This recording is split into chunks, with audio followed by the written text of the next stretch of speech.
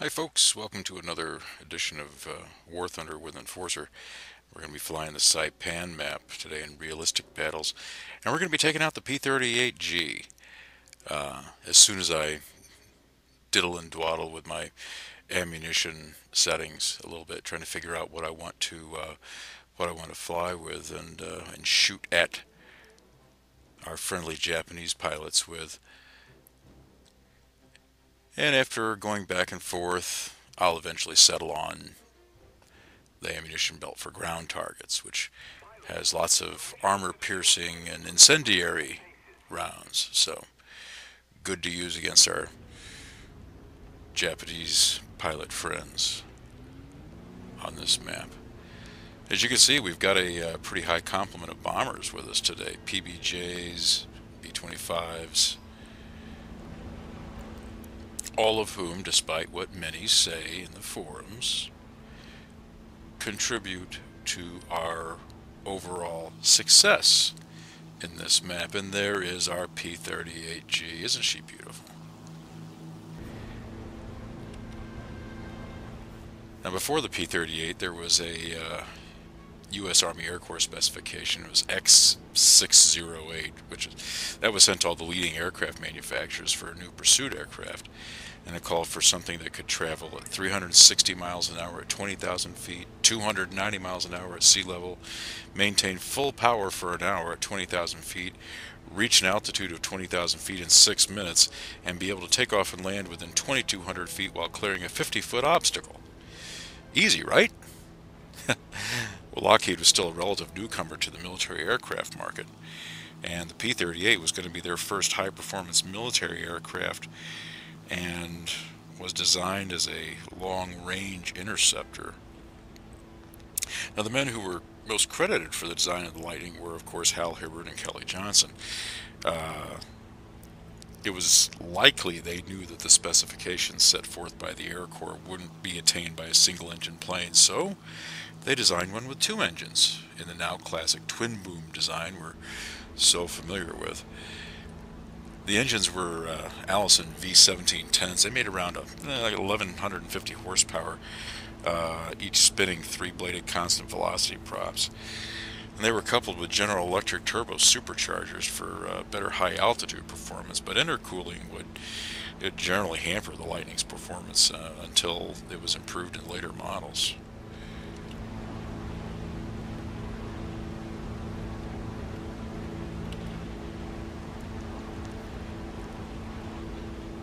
So the P-38 was a plane of many firsts. It was the first Lockheed-designed military aircraft to go into series production, and it was the first twin-engine interceptor in the U.S. Army Air Corps, and the first twin-boom fighter to go into production. The first production fighter powered by the Allison inline V1710 engine. The first modern fighter with a tricycle gear. The first American plane to use butt-jointed, flush-riveted external surfaces and all-metal flying surfaces. And it was the first to make extensive use of stainless steel. The first fighter designed with a bubble-type canopy. Not a bubble like the P-47, D or the P-51D, but it was a bubble type of canopy. Despite all the framing, and the glazing, it did afford the pilot a very high degree of visibility. The first fighter with speeds over 400 miles an hour, and the first Army Air Force fighter to shoot down a German aircraft, and the first Army Air Force fighter to carry out an escort mission to Berlin. It was the first Army Air Force plane to land in Japan after they had surrendered. Although some debate that I think that one landed maybe a couple of days before that. It was also the heaviest U.S. single-seat fighter in World War II. And the only American fighter in production, both at the beginning and the end of World War II. And it accounted for more Japanese aircraft destroyed in combat than any other U.S. fighter. And over 10,000 Lightnings were built during their production run. Now, the name Lightning was given to the P-38 by the RAF when it ordered them in 1940. and it was adopted by the Americans a year later. But the RAF were very disappointed with the performance of the unsupercharged Lightnings, and they canceled their order of 667 aircraft. The supercharger that was fitted to the Lightning's Allison engine was designated as classified by the U.S. government, and at that point in the war, they couldn't be sold overseas. So the British ended up getting a what would become a very underpowered aircraft, which obviously they weren't going to be happy with. Now for armament, the Lightning employed 4 Browning Ma Deuce 50 calibers and one 20mm cannon in its center pod. It's kind of an interesting note that the early ones used a 37mm cannon, which I'm thinking was switched to the 20mm for a better rate of fire and maybe in order to carry more ammunition.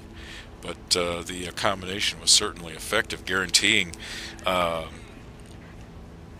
4 or 5 guns rather firing in parallel out to at least 3,000 feet. It was a devastating hole puncher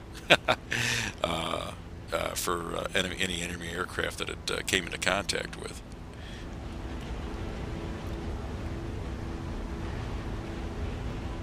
And here we are coming up on the first kill of the match here. Mine anyway. Got a critical hit on him. We'll examine this from Pete's point of view.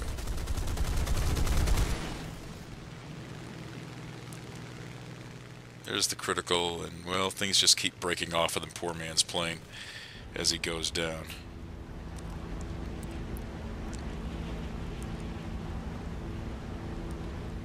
This really developed into quite the rolling battle. But as you can see here, what I'm trying to do is I'm trying to keep my altitude. I'm trying to hold that, and I'm trying to stay fast.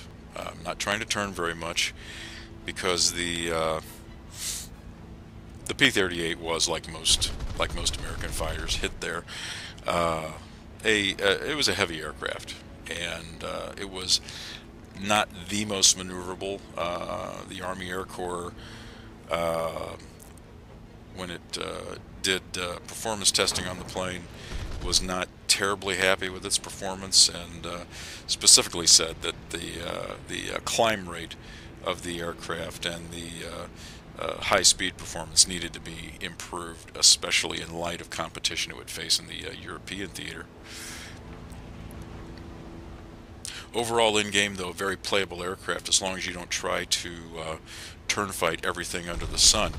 And what I'm trying to do here is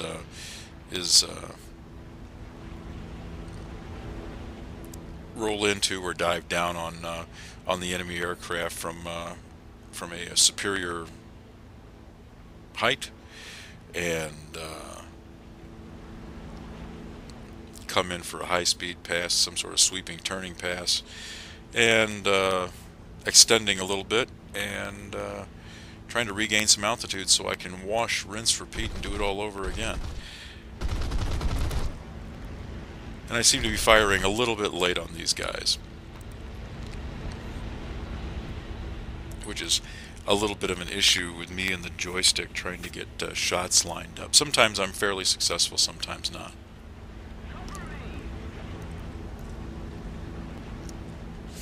I'm also trying to break up some attacks here. We've got several of the Zeros engaged, which is taking the heat off of our bomber friends. But we're trying to break up 3 or 4 of these guys chasing around a Spitfire guy in an XP-55. And anything I can do there, including killing 1 or 2 of the little nasty planes chasing him around, is perfectly fine with me. No, you're not going to catch me. You have to keep your speed up in the P-38, much like all the other American fighters. Speed is very important to your survival. If you think you're going to get into a turn fight, especially with Zeros, you are going to get shot down. It's as simple as that. You have to keep your speed up, and you have to think in terms of being an energy fighter. And here we are in the second air victory of the match. I'm not a big believer in head-ons, but on the other hand, you do have to defend yourself. So I got lucky on that one. Came out unscathed.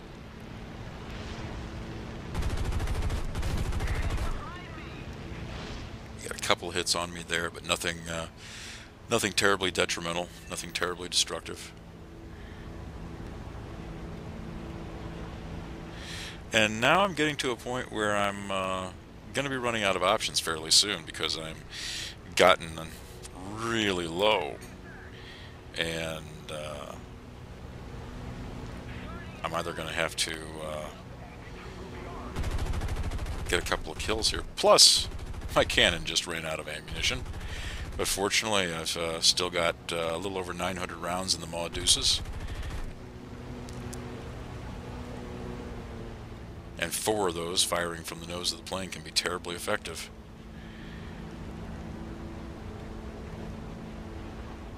About the only thing that I can do at this point is just make a long extension. Now there's somebody taking off from runway over there. See if I can't get a pot shot on him while I'm running. Oh, well, I like to call it extending. But essentially trying to get away, you know, trying to build up some distance between me and the Zero at my 6. He's going to take a couple of pot shots at me here. They won't be very effective. And then we're going to see some of the pretty terrain, the beautiful shorelines, the really nice terrain texturing and detail in the game. And it's one of the reasons I look forward to playing it. I don't play it much, perhaps on the order of once or twice a week, usually because of work. But you know, it is a beautiful game to look at, and makes it all that much more enjoyable to play.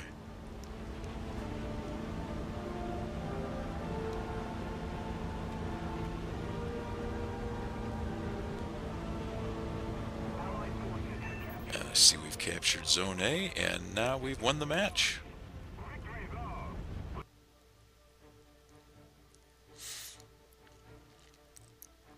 So 2 kills in the P-38, and it doesn't look like a terribly productive or a terribly profitable outing, but for me, flying with a joystick and only playing a couple of times a week, well, it was a pretty good outing, especially since I didn't get shot down. The P-38 is a fun plane to fly. I think it's generally underrated in War Thunder. But it is a fun plane to fly. Take one up for yourself and see. This has been Enforcer. Thanks for watching. We'll catch you next time.